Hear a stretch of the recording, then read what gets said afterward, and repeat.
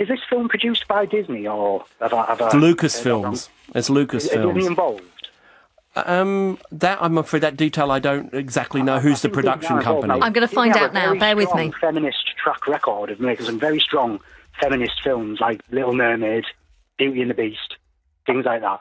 They should stick to making more films like that in my book. Oh, but hang on, let's not get into the Disney thing. I mean, Disney as well. Don't get me started on Frozen. I mean, that is not about. In some ways, it empowers women. In other ways, it just makes them into sexualised objects, which little girls watch, and it's terrifying. Star Wars had one lead female character, and like I said, she ends up in a gold space bikini, chained to a giant horny space slug. It reeked of misogyny. What?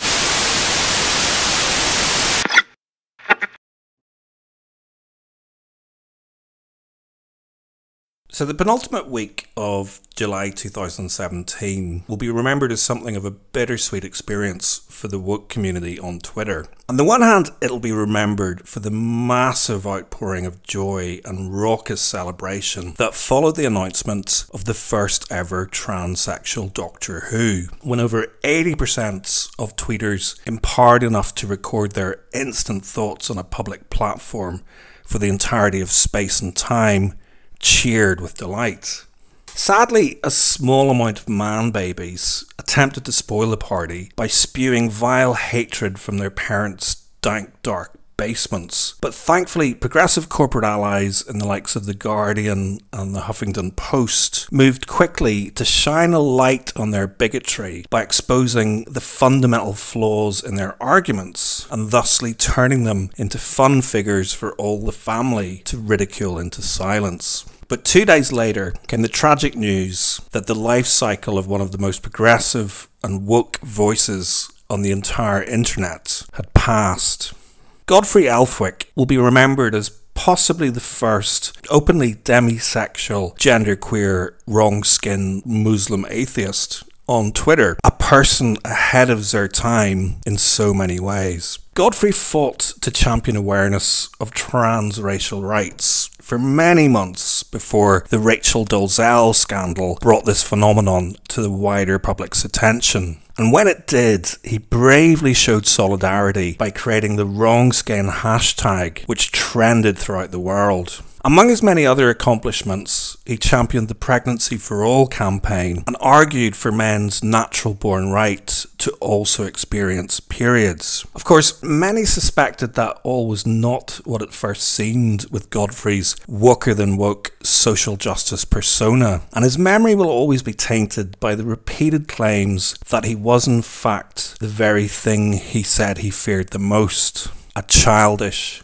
online troll. Ultimately, and quite correctly, this may very well be how history remembers her. But I will first and foremost remember Godfrey as someone who brought a smile to a lot of people's faces by cleverly, consistently and comedically holding a mirror up to the excess and double standards inherent in this super serious, supercilious, brave new world that we all live in. All while keeping a straight face and hardly ever breaking character. People will inevitably have mixed views. Father Ted's creator Grim Linehan will for one no doubt be delighted by the news, but even if it's only a vulnerable minority of unwoken citizens who cry for his passing, in my humble subjective opinion, Twitter will be a less tolerant and less diverse reality without voices like Godfrey to speak for minorities. Officially, it seems that Twitter's Trust and Safety Council's chief commandant ordered his execution because he called an overpaid football and social justice commentator the C word. But even his death will be remembered for the utter hypocrisy, political bias and whimsical nature of Twitter's censorship policy. As the one vaguely mainstream media vessel to mourn his passing observed, the real reason that Godfrey had to go is that he pissed off the wrong people and, quotes, did the thing that the totalitarian crybullies of the liberal left fear even more than facts and reasoned arguments.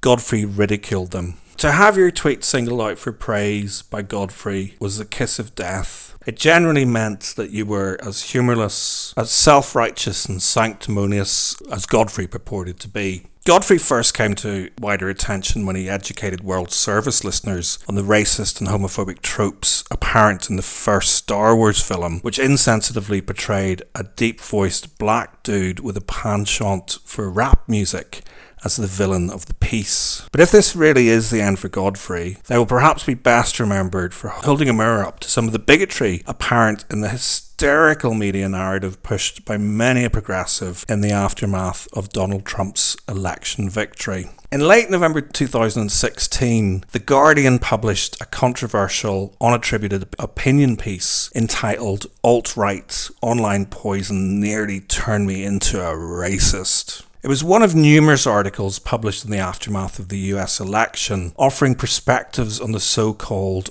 alt-right political movement, and it was purported to be written by a lifelong liberal who experienced a process of radicalization after viewing alt-right content on social media. The article described the experience of a happily married progressive liberal white man who, in the aftermath of the Brexit referendum, became curious about the motives of people who voted to leave the EU. This led to the unlocking of a Pandora's box of YouTube algorithms and social media content critical of social justice warriors, Islam and feminism. At first, the author believed that exposure to such content was actually helping him to become more open-minded by considering and tolerating views that differed from his own. However, after a diplomatic exchange of views with his wife, he suddenly realised that he was actually stumbling further and further down a rabbit hole that was turning him into a racist and a terrible, hateful person.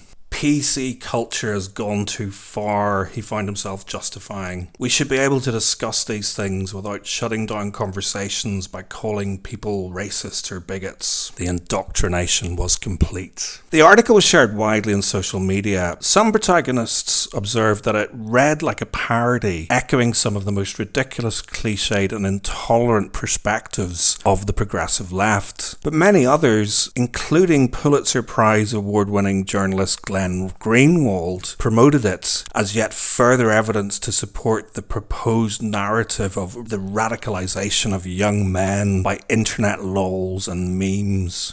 2 days after publication, Godfrey posted a tweet claiming responsibility for the article. When approached for comments, The Guardian's response stopped short of dismissing this claim. However, the most brilliant thing about Godfrey's revelation was that even though they almost certainly did write the article, it doesn't even really matter if they didn't, because it will forever be remembered as a classic example of Poe's law, which observes that it is impossible to create a parody of intolerant views so obviously exaggerated that it can't be mistaken by some as sincere unless the content offers a clear indication that it is intended as parody. Godfrey Elfwick was a comedy genius who was in the very same moment both ahead of and behind this inclusively intolerant time that we all live in. They come from a long line of free-spirited wind-up merchants, and the ultimate irony is that they didn't do anything that the BBC don't pay people handsomely to do. Perhaps the main problem was that they did it too well. In honour of the BBC's recent bold move, Godfrey did briefly transition into Jodie Elfwick, but it seems that the regressive generation didn't hold in the toxic environment of social media. But the delicious irony is that if this is the last that we hear of Godfrey Jodie, is that his last victim will have been a grown adult man who, when he's not taking covert photos of people's groin areas on the London Underground, earns his living writing satirical fake news articles for the popular Daily Mash, and is presumably involved in their recent venture onto BBC Two, which hilariously ended the week by ridiculing the most contemptible of minorities, middle-aged male Doctor Who fans fearful of the New World Order. Godspeed, Godfrey. You will always be my doctor.